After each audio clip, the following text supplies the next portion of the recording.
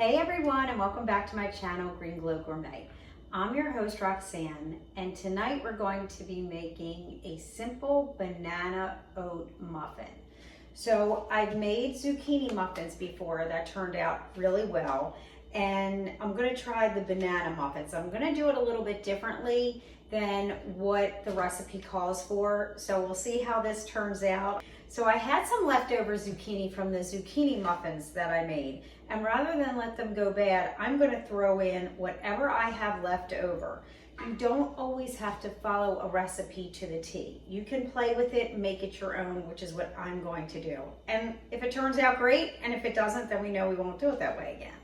So the first thing I'm going to do is I'm going to take 4 very ripe bananas.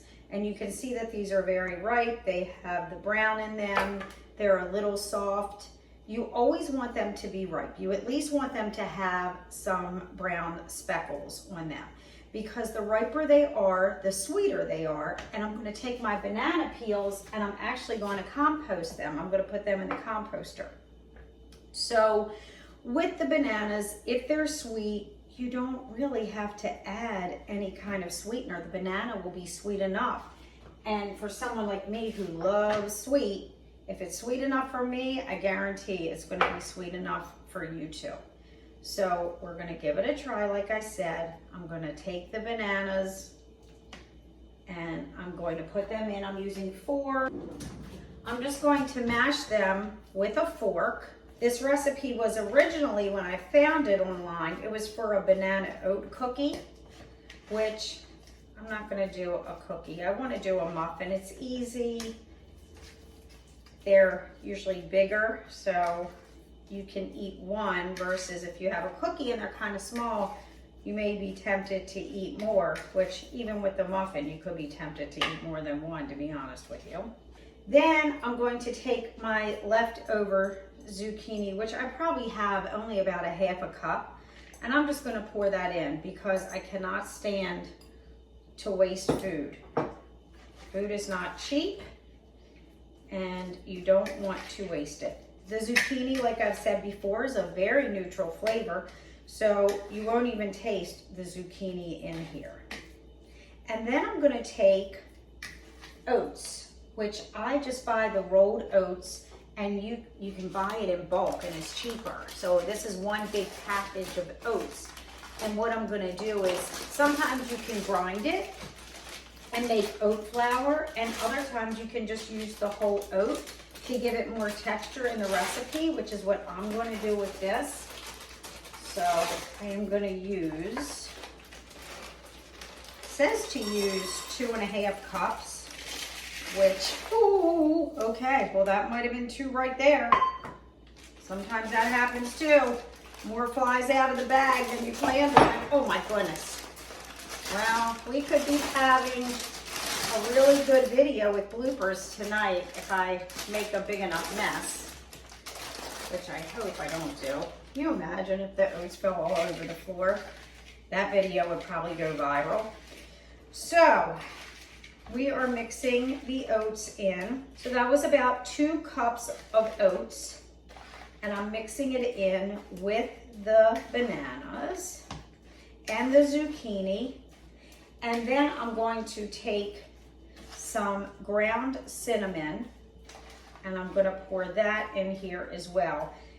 It calls for a half a teaspoon, or actually it calls for 1/4 teaspoon.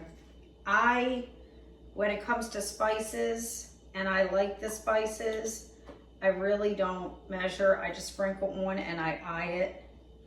I probably used that was probably 2 tablespoons of cinnamon, but I love cinnamon. Cinnamon's very good for you also. Then it also calls for 1 tablespoon of vanilla extract, but I don't use vanilla extract. I use vanilla powder. It has a much better taste, the powder. It's more pure than the extract, which usually has alcohol in it and other ingredients that you really don't need. I just like to use the pure vanilla. So we are going to use the vanilla bean powder, And I'm gonna put in, I'll probably just try with a teaspoon of the vanilla powder. So we'll sprinkle that in as well. The ground cinnamon that I'm using is just a spice that I got right off of, I'm using a teaspoon of vanilla powder. The cinnamon I just got in the store, when I run out of this, because I was in a hurry, I needed cinnamon, but I am going to order from Local Spicery, which I've told you about. Their spices are amazing. You can find them online. They do have a cinnamon spice that tastes like it has sugar in it, and honest to God, it does not have sugar in it. So that is a really good cinnamon. I'm really looking forward to getting that again because I've had it before and it's delicious. All right, so right now I am mixing all of this up, and that's all I'm gonna put in. It actually says you can put in 1 cup of pitted dates, which if you're using dates, you can use date paste. You can take dates and you can soak them for an hour. You can soak them overnight, and that makes them very soft. And then if you pulse them, you could add it in for sweetness. I'm trying it without the dates because I really believe it's going to be sweet enough without the dates in there. So I preheated my oven to 350.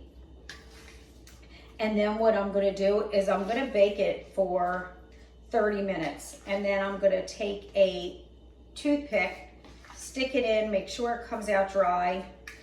I'll check it at 30 minutes. If it does, great. If not, I will cook it longer. With the silicone muffin pan on top of a tray, because remember, it cannot go in, the silicone cannot go in the oven by itself, and you cannot do it cook or bake over 500 degrees, which we're not even close to that, but I always like to tell you that as a reminder in case you haven't seen a previous video. And then I'm just taking a scooper and I am just going to fill the muffin pan with this mixture, and then I'm going to put it in the oven on 350 for 30 minutes. So it's been about 33 minutes that I cooked it in my oven on 350. I put the toothpick in and it came out dry, so we know they're ready. I let it cool, not as long as I should have because I wanted to come back and show you. But it's still warm on the bottom of this muffin pan, the silicone pan. So ideally you want it to be cool, but you can just still pop it from underneath. Just pop it and it comes right out. And then of course we have to try it to see how they taste. This did make 12, they did not rise. So I'm just gonna plate these. They're starting to come out a lot easier now once you let them cool. Okay, so you can see we have the banana oat muffins. You can have this as a snack, you can have this as breakfast, whatever you want to do, however you want to eat it. Here's a broken piece.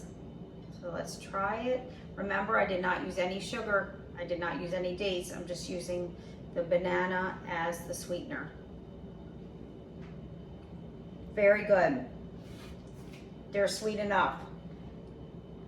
You can taste the oats, the texture from the rolled oats.